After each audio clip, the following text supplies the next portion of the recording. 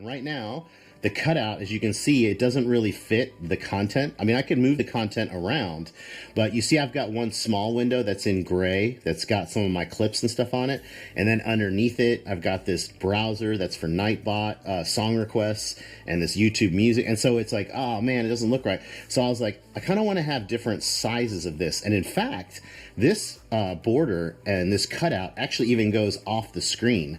I slid it to the right so that it wouldn't be like right on top of me, but I wanted a way to kind of like shrink the size. Like I wanted a way to make it thin so that you would see the border on this view, but same from top to bottom. And so I made a command called D2 thin, and check it out.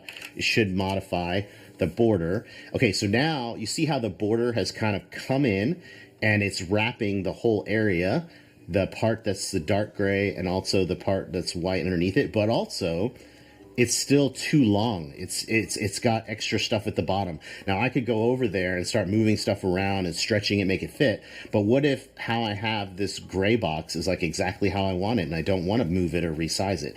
So I made another one called D2 short, and what it should do is shrink that box a little bit more and basically trim out that stuff at the bottom that I don't want to see.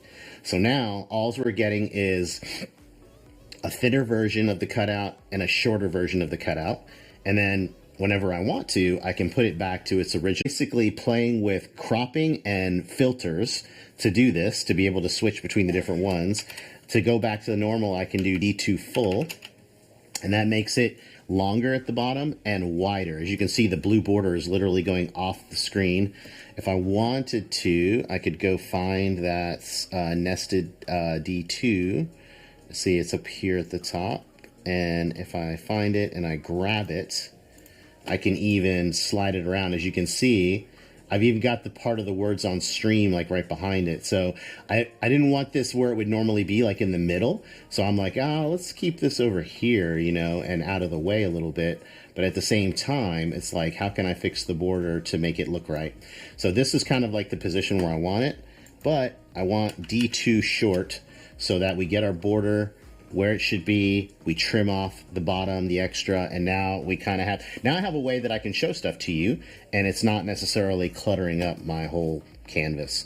And for example, if I take my Discord, and let's see if this is a good size. Yeah, okay, if I take my Discord and I kind of put this like this, you can see the channels of my Discord, and you can kind of see some of the content. So what I did was, I have a channel called the Feedback and Update channel where I put in all the new things that I built. And a lot of times I like to show, hey guys, here's all the new things that are in my updates, you know, so that you can tell.